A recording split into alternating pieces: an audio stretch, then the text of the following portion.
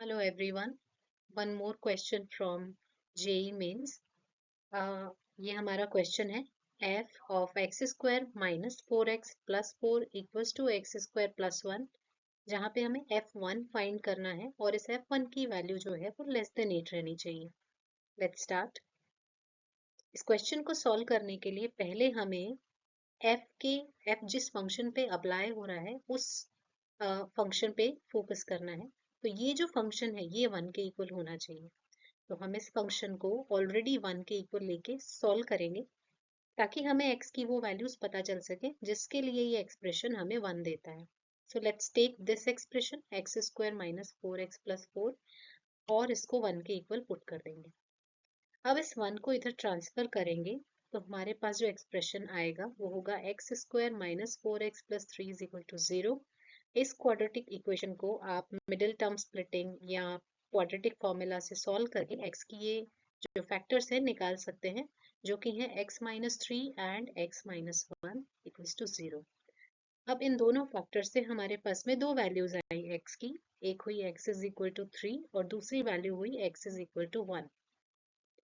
Okay, now कहने का मतलब है कि x की इन दोनों वैल्यूज को अगर यहाँ पुट किया जाए तो क्वेश्चन के अंदर फंक्शन की जो वैल्यू हमसे मांगी जा रही है f ऑफ 1 वो हमें मिल जाएगी।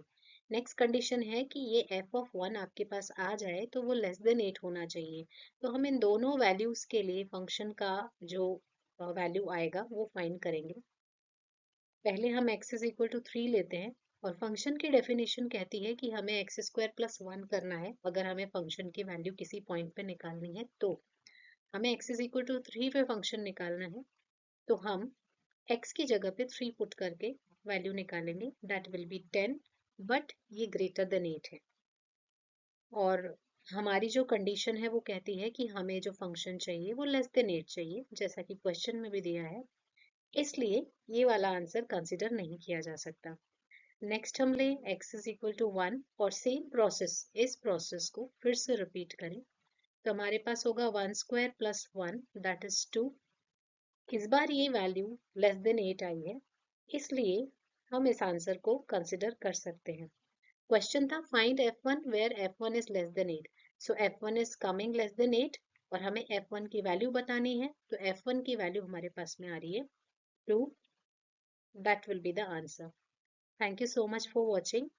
अगर आपको ये वीडियो पसंद आया तो प्लीज़ इसे लाइक कीजिए और मेरे चैनल को सब्सक्राइब कीजिए और आगे के अपडेट्स आपको टाइमली मिलते रहें उसके लिए बेल आइकन को प्रेस कीजिए। Thank you so much for watching.